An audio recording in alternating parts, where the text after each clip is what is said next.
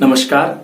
राजस्थान राज्य भारत स्काउट व गाइड जिला मुख्यालय नागौर और स्थानीय संघ परबतसर की ओर से मैं आप सभी का अभिनंदन करता हूं, स्वागत करता हूं। आज एक महत्वपूर्ण दिवस है, जैव विविधता दिवस, और इसी उपलक्ष्य में आज आप सब लोगों के साथ एक वार्ता हम करते हैं। हमारी वार्ता का नाम है जैव विविधता। वार्ताकार मैं सुभाष पारिक, प्री-ALT स्काउटर। ये मित्रों, इस विषय पर बात करने से पहले सबसे पहले हम चर्चा करें जैव विविधता क्या है। यदि चिड़ियों का चहकना, वायु के वेग का स्वर, जल का कलकल, शोर लगता हो तो मित्र ये तय है, प्रेम आपके बस की बात नहीं।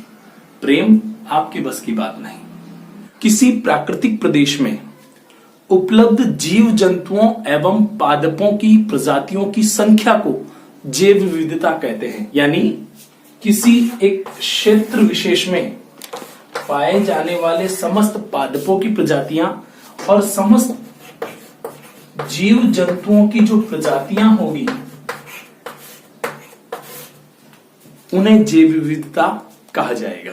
अगर हम जैव विविधता शब्द की बात करें तो यह शब्द अमेरिका के कीट वैज्ञानिक E.O. विल्सन ने सर्वप्रथम 1986 में इसका जिक्र किया था। यानी हमें इस शब्द की जानकारी E.O. विल्सन ने 1986 में दी थी, जो अमेरिका के एक कीट वैज्ञानिक यानी कीड़े मकोड़ों के ऊपर अध्ययन करने वाले वैज्ञानिक थे। पृथ्वी पर विविधताएं 3 प्रकार की मुख्य रूप से पाई जाती है। कौन कौन सी 3 विविधताएं हो सकती है? आनुवांशिक विविधता, जातीय विविधता और पारिस्थितिकीय विविधता। सबसे पहले यदि बात करें आनुवांशिक विविधता की, तो एक समान जीन के अलग अलग रूप का आकलन जिसमें किया जाता है वो आनुवांशिक विविधता होगी। और जातीय विविधता में विभिन्न प्रजातियों के जीवों की संख्या का जिसमें विवरण है उसका अध्ययन होता है, वो जातीय विविधता है। और पारिस्थितिकीय विविधता, एक पारिस्थितिकीय तंत्र में उपलब्ध जैव प्रजातियों की जटिलता, इसका अध्ययन किया जाता है। अब यदि बात करें पारिस्थितिकीय तंत्र क्या है, तो जीव व पर्यावरण के संबंधों का विज्ञान। ये तो बात हुई अगर बुक्स के लैंग्वेज के अकॉर्डिंग बात करें जैव विविधता की। और जैव विविधता के संदर्भ में चर्चा करें तो भारत में विश्व की 6.5% जीव और 8% पादप प्रजातियां पाई जाती है। भारत विश्व के 12 विशाल जैविक विविधता वाले देशों में से एक है। यानी विश्व के 12 देश ऐसे हैं जो विशाल जैव विविधता वाले देश हैं। और यहां मैं आपको याद दिला देना चाहूंगा, विश्व में दक्षिण अफ्रीका ऐसा देश है या अफ्रीका ऐसा देश है जहां सबसे ज्यादा जैव विविधता पाई जाती है। इसका एक कारण भी है। वो कारण क्या हो सकता है, हल्की सी हम चर्चा कर लें। हमारी पृथ्वी पर 3 मुख्य रेखाएं हैं, मकर रेखा, कर्क रेखा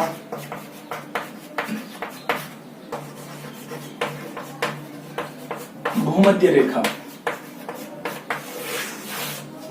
अगर इन 3 रेखाओं के संदर्भ में चर्चा करें तो विश्व का केवल मात्र एक ऐसा महाद्वीप है जिसमें से ये 3 रेखाएं गुजरती है, और वो है अफ्रीका महाद्वीप।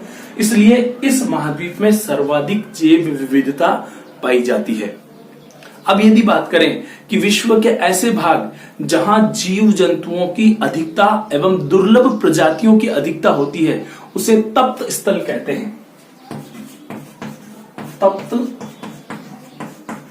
स्थल हिंदी नाम है तप्त स्थल, और अंग्रेजी में अगर इसको कहना चाहेंगे हॉटस्पॉट। क्या होगा हॉटस्पॉट? ऐसा स्थान जहां जीव जंतुओं की अधिकता हो या ऐसी कोई दुर्लभ प्रजाति हो जो विश्व में अन्य स्थान पर नहीं पाई जाती लेकिन उस स्थान पर पाई जाती है, उसे कहते हैं हॉटस्पॉट। तो विश्व में ऐसे स्थान जहां जीव जंतुओं की अधिकता हो या फिर किसी दुर्लभ प्रजाति की अधिकता हो, उसे हॉटस्पॉट या तप्त स्थल कहते हैं। विश्व में सर्वाधिक जैव विविधता, अगर पूरे विश्व के संदर्भ में बात करें तो सर्वाधिक जैव विविधता जो है वो भूमध्य रेखा के दोनों ओर, अभी हमने यहाँ चर्चा की थी, सर्वाधिक जो जैव विविधता है वो भूमध्य रेखा के दोनों ओर पाई जाती है। अगर हम बात करें हमारी पृथ्वी की, तो भूमध्य रेखा पृथ्वी को 2 बराबर भागों में बांटती है, जो 0 डिग्री पर है। उसके बाद 23.5 डिग्री उत्तर दिशा में और 23.5 डिग्री दक्षिण दिशा में, ये कर्क और ये मकर। तो इस भूमध्य रेखा के दोनों ओर यहां सबसे ज्यादा जैव विविधता पाई जाती है और सबसे कम दोनों ध्रुव पर, उत्तरी ध्रुव पर और दक्षिणी ध्रुव पर यहां सबसे कम पाई जाती है। इसका भी कारण है सबसे कम क्यों पाई जाती है, क्योंकि दोनों ध्रुवों पर जीवन संभव नहीं है, सदा बर्फ जमी रहती है, इसलिए वहां जैव विविधता नहीं पाई जाती है। विश्व में 25 ऐसे स्थान हैं जो तप्त स्थल के रूप में जाने जाते हैं। उनमें से 2 भारत में है। कौन कौन से? पहला पश्चिमी घाट तप्त स्थल जो समुद्र तट के पास है, और ये इसमें कौन कौन से राज्य आते हैं? महाराष्ट्र, कर्नाटका, तमिलनाडु और केरल। और दूसरा जो है वो पूर्वी हिमालय तप्त स्थल, यानी हिमालय पर्वत का पूर्वी क्षेत्र जो है वो इसमें आता है। अब देखिए जैव विविधता में कमी आने का क्या कारण है। जैव विविधता में कमी क्यों आती है? प्राकृतिक आवास का निवास, पशु पक्षियों के, जीव जंतुओं के जो प्राकृतिक आवास है, चाहे पेड़ पौधे हो, उनके जो प्राकृतिक आवास है उनमें जो कमी आ रही है वो मानवीय कारण हो सकता है। मानव अपने स्वार्थ के लिए उनको विनाश कर देता है उनका, इसलिए उनमें कमी आती है। शिकार हो सकता है, मानवीय आर्थिक क्रियाओं के कारण बढ़ता प्रदूषण जैव विविधता में कमी के मुख्य कारण हो सकते हैं। इसी प्रकार से ये प्रदूषण या मानवीय कारक बढ़ते गए और इसी प्रकार से जैव विविधता में कमी होती गई, तो आने वाले समय में कई ऐसी प्रजातियां होगी जो इस विश्व से लुप्त हो जाएगी, समाप्त हो जाएगी या नष्ट हो जाएगी। भारत में जैव विविधता के संरक्षण के क्या क्या उपाय किए जा सकते हैं या क्या क्या उपाय किए जा रहे हैं।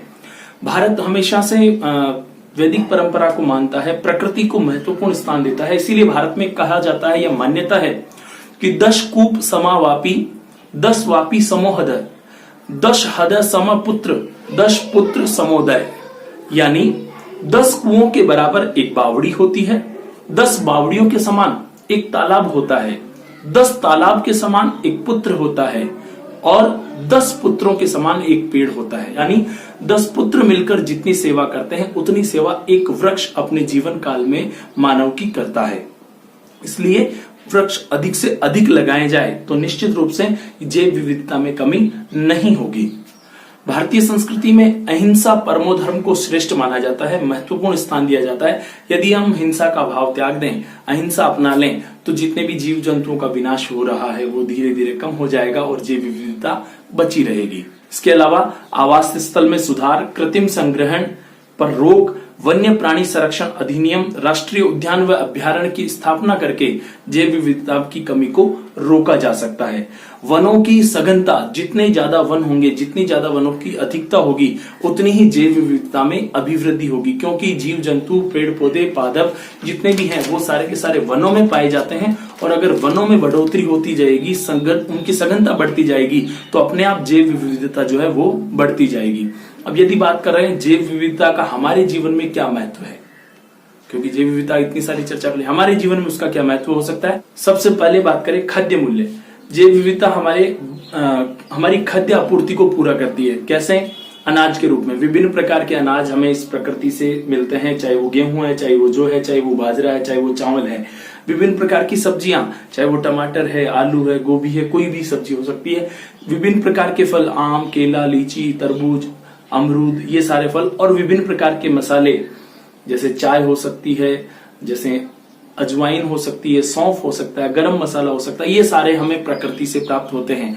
औषधीय मूल्य, प्रकृति से कई प्रकार की ऐसी औषधियां प्राप्त होती है जिनसे विभिन्न असाध्य रोगों का इलाज भी किया जाता है। जैसे सिनकोना से कुनिन नामक औषधि प्राप्त होती है जिसका उपयोग डॉक्टर्स दवाई बनाने में लेते हैं। उसके अलावा घर परिवार पर हम साधारणतः छोटी मोटी बीमारियों में हमारी दादी और माँ के नुस्खों से बने हुए इलाज के रूप में लेते हैं, वो भी औषधीय मूल्य ही कहलाता है। इसके बाद सामाजिक मूल्य की हम चर्चा करें तो हमारे समाज में कई ऐसे रीति रिवाज, कई ऐसी परंपराएं हैं जिनको पूरा करने के लिए हमें कहीं न कहीं प्रकृति से प्राप्त पेड़ों पर, पौधों पर, जीव जंतुओं पर निर्भर होना पड़ता है। जैसे हमारे यहाँ का कोई भी रीति रिवाज बिना तुलसी के, केले के, पीपल के, आम के, अशोक के, इनके नहीं हो सकता। छोटा सा भी कार्यक्रम होता है तो अशोक के पत्ते जो है उनको तोड़कर एक वंदनवार, जिसे हम अपनी भाषा में राजस्थानी में बांदरवाड़ बोलते हैं, वो लगाकर उसको सार संभाल करते हैं। तो ये उसका सामाजिक मूल्य है। उसके बाद अगर नीतिमान करें तो हमारे यहाँ पृथ्वी पर सबको जीने का बराबर अधिकार दिया गया है।